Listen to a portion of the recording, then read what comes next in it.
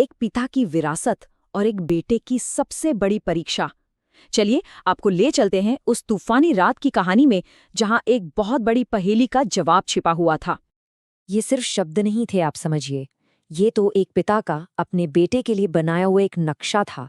एक ऐसा नक्शा जो उसे दौलत तक नहीं बल्कि जिंदगी के असली मतलब तक ले जाने वाला था।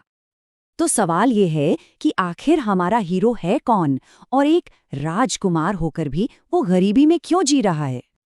तो ये है राहुल, एक बहुत बड़े बिजनेस टाइकून का बेटा, एक ऐसे साम्राज्य का वारिस जिसके बारे में उसे खुद पता नहीं। उसके पिता ने उसे एक ऐसी दुनिया में भेज दिया था जहां ना उसका नाम काम आता ना उसका पैसा।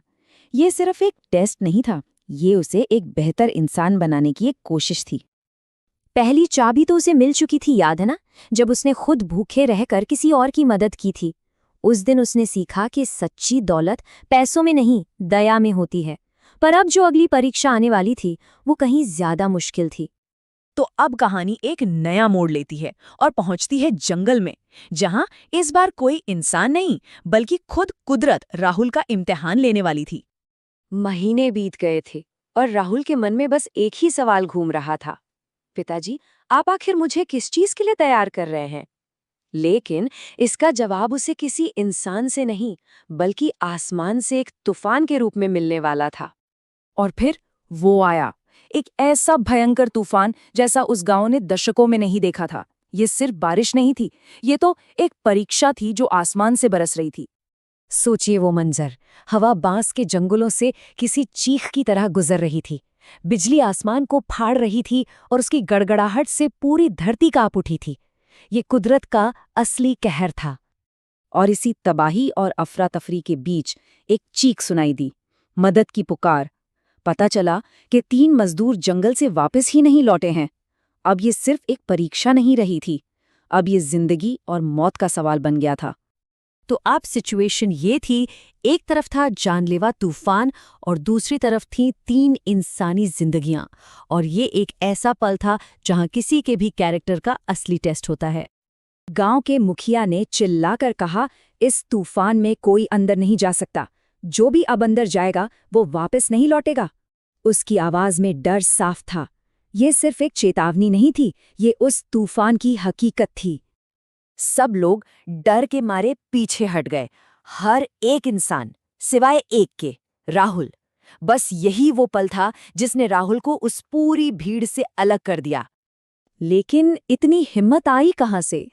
उसके कानों में अपने पिता की आवाज गूंज रही थी। असली ताकत तब परखी जाती है जब दुनिया कुछ देख ना रही हो। यही वो सबक था जो आज उसकी हिम्मत बन गया था। और उसकी तैयारी देखिए जरा, कोई हाईटेक गैजेट्स नहीं, कोई टीम नहीं, बस एक बरगद के पेड़ से एक रस्सी बांधी, सिर पर कपड़ा लपेटा और हाथ में सिर्फ एक लालटेन, और अपना साहस लेकर वो निकल पड़ा। पूरे 2 घंटे तक वो उस तूफान से जूझता रहा। वो फिसला, गिरा, कई बार तो रेंग कर आगे बढ़ा, लेकिन वो रुका नहीं। उसका हर एक कदम मौत को सीधी चुनौती देने जैसा था। तो इस भयानक संघर्ष का नतीजा क्या निकला?